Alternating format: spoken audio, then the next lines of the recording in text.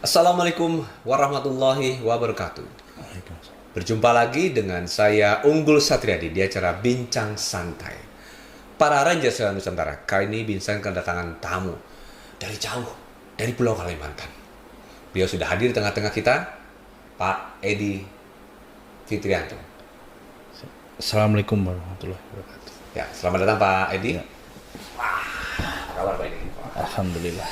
Pak Edi, silakan Pak Edi memperkenalkan diri dulu kepada para Ranger Sela Nusantara. Terima kasih kepada Pak Unggul yang sudah mengundang saya di acara Bincang Santai. Pertama, salam sehat dan salam semangat karena saya kebetulan pekerja tambang. Jadi, saya perkenalkan, nama saya Edi Fitrianto. Kalau asal saya itu Yogyakarta, tapi saya alhamdulillah bekerja saat ini di Kalimantan. Dan saya mulai bekerja tahun 2005 yang bekerja di bidang tambang di daerah Kalimantan dan Sumatera. Baik Pak Edi, berarti Pak Edi sudah pernah ke area Sumatera, Kalimantan, Sulawesi itu berapa? Alhamdulillah pernah, tapi juga nggak begitu lama, tapi saya lebih lama di Kalimantan. Jadi memang lebih lama di Kalimantan ya Pak Iya, Edi ya. iya. Pak Edi, ini selama bekerja di tambang ya, pasti ada pasang surut. Mungkin juga Pak Edi nggak selama dari awal bekerja di perusahaan itu saja, dan bagaimana perjalanan karir Pak Edi di apa selama bekerja di tambang Pak Edi. Silakan untuk diceritakan nggak ke para Rangers Nusantara. Silakan Pak Edi. Iya, jadi pekerja tambang itu penuh liku-liku bahasanya ya. Jadi karena kerja di tambang itu kebanyakan di hutan. Dari mulai kita dari level foreman sampai alhamdulillah sekarang saya dipercaya menjadi kepala teknik tambang di salah satu perusahaan di Kalimantan Timur. Yaitu dengan perjalanan dari lokasi ke lokasi itu sangat ini Pak Unggul, jadi berbeda-beda lah dengan resiko yang berbeda. Dan tambang ini image dengan kerja dengan risiko tinggi, jadi kita benar-benar harus menjaga keselamatan, menjaga kesehatan itu siang maupun malam ya, itu aja. Baik Pak Edi, berarti tambang dan tanda kutip pasti ya ini belusukan keluar masuk hutan ya, dari hutan satu ke hutan yang satu lagi ya. Bahkan tadi Pak Edi bilang risikonya kalau kita bekerja di area tambang ini risiko tinggi gitu ya Pak Edi. Nah Pak Edi, selama bekerja di tambang nih kan nggak semuanya nih manis-manis enak, ada juga yang tidak enak. Nah, boleh ceritakan kan nih Pak Edi selama bekerja di tambang nih suka dukanya. Silakan Pak Edi. Ya. Mungkin saya ceritakan yang sukanya ya. Kalau suka itu kan lebih. Jadi pekerja tambang itu image orang itu ya alhamdulillah kayak punya rezeki yang lebih gitu. Tapi kembali ke orang masing-masing karena semua profesi itu kalau kita syukuri ya bisa barokah semuanya. Amin. Ya itu. Jadi nah itu sukanya. Mungkin sukanya juga kalau yang seneng traveling atau apa, kita bisa lihat pulau ke pulau lain, antar suku-suku yang punya khas makanannya. Apalagi saya seneng dengan menu-menu baru makanan gitu. Nah itu juga kembali ke dukanya Pak Unggul. Jadi kadang kita kalau di site, di lokasi itu kangen dengan makanan yang dimasakin istri, atau kebetulan saya di Jogja itu banyak makanan yang dikangen, itu termasuk duka itu. Jadi itu, dan yang paling penting itu kadang kita harus benar-benar bekerja menjaga keselamatan karena pekerja tambang ini resiko tinggi. Jadi kita juga harus waspada, kita harus benar-benar bekerja menjaga keselamatan dan kesehatan kita. Baik Pak Edi, terima kasih ya, ini luar biasa ya pengalaman bekerja Pak Edi sebagai sebagai KTT Pak Edi ya.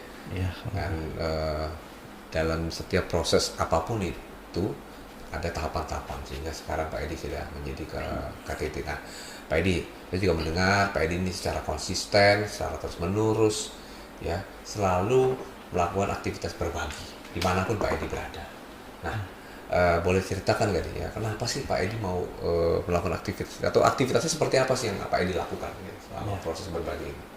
Ya alhamdulillah saya masih tahap belajar Pak, tapi paling tidak saya punya niat bagaimana kita bisa berbagi terhadap sesama atau bagi yang membutuhkan, karena saya itu antar site, pernah saya umpamanya di site Kalimantan Timur saya ada kegiatan Jumat berbagi atau subuh berbagi, walaupun nggak seberapa tapi insya Allah saya lakukan dengan teman-teman.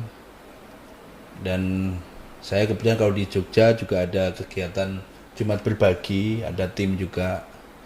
Ya istilahnya walaupun nggak seberapa, niat kita untuk bisa berbagi gitu. Amin amin ya, baik, ini luar biasa ya, dimanapun Pak Edi menyempatkan waktu untuk terus dan terus berbagi kepada sesama gitu Pak Edi. Ya. Nah Pak Edi, ini jujur nih Pak Edi sebenarnya apa sih yang paling mendasari atau yang menguatkan Pak Edi untuk menyisihkan rezeki Pak Edi untuk dibagikan kepada saudara-saudara kita Pak Edi? Apa sih Pak? Ya Boleh sharing nggak untuk ke- untuk Pak. sekarang saya alhamdulillah mungkin bukan ini ya. Saya karena dulu pernah ngerasain kerja itu gaji telat. Pada saat kita membutuhkan tuh kadang seperti itu. Tapi alhamdulillah makanya kita ini di dunia ini kan kita bisa saling tolong menolong kalau bisa, itu niatan saya, walaupun belum seberapa karena banyak orang dermawan, orang lebih kaya itu ini, tapi saya paling tidak bisa belajar dari mereka. Makanya itu yang mendasari saya, biar paling tidak saya ini bekerja di di tambang ini resiko tinggi kan Pak. Jadi saya berharap juga punya kebaikan, punya orang bisa mendoakan saling yang baik tentang keselamatan gitu. Jadi itu yang mendasari saya. Baik Pak Edi, nah, apakah memang ini ya jadi pekerja tambang? Apakah memang ini profesi yang diimpikan dari dulu nih Pak Edi? Atau mungkin ada profesi yang sebenarnya Pak Edi pendam yang sekarang belum bisa terlaksana, yang itu jadi cita-cita Pak Edi zaman dulu nih Pak Edi? Ya silakan Pak Edi. Ya, kalau cita-cita sih ya dulu, karena saya punya tetangga atau saudara itu kerjanya di tambang. Kok kerja tambang itu kayaknya kok bisa jalan-jalan gitu. Makanya itu akhirnya jadi cita-cita saya. Makanya ya saya syukuri apapun yang saya sekarang geluti untuk ini, ya saya sampai detik ini saya lakukan Pak. Jadi ya saya harap bisa inilah untuk manfaat untuk semuanya gitu. Pak, boleh nggak sih Bapak sampaikan, ada nggak sih warning khusus atau perhatian khusus ketika kita ada di site area tambang yang tidak boleh kita lakukan atau harus menggunakan alat apa sih Pak? Nah, contohnya aja lah agar safety tetap terjaga gitu. Apa alasannya Pak? Ya, karena di tambang itu yang paling utamakan keselamatan. Jadi dimanapun istilahnya ancaman itu benar-benar ada. Jadi setiap aktivitas kecil apapun itu kejadian pasti. Makanya namanya safety, kita mungkin harus punya alat pelindung. Sebelumnya kita perlu, orang mau bekerja pun kita perlu induksi. Jadi hampir semua departemen, hampir semua aktivitas di tambang itu benar-benar harus kita jaga Pak. Jadi yang pertama harus sehat gitu, kita bekerja. Baik Pak Edi, wah, ini luar biasa ya ngobrol-ngobrol bincang-bincangnya Pak Edi. Pak Edi, boleh nggak ngasih kalimat motivasi buat para Rangers Nusantara nih Pak Edi? Ya, silakan Pak Edi. Ya, saya mungkin masih tahap belajar. Paling tidak ayo teman-teman mungkin yang seprofesi dengan saya ataupun yang lain, kita mungkin decide apa pada saat kita off atau ke ini pas subuh atau apa, mungkin kita bisa melaksanakan berbagi atau komunitas tambang atau komunitas apapun, kita mari sama-sama untuk bisa bermanfaat. Karena kalau di kegiatan tambang kan ada namanya CSR, paling tidak ini CSR bagi kita masing-masing.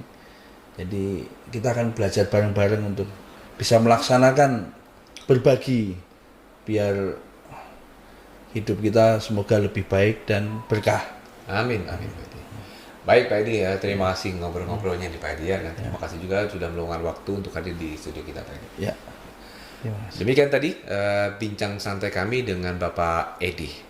Semoga banyak menginspirasi para Rangers Nusantara. Saya Unggul Satriadi pamit undur diri.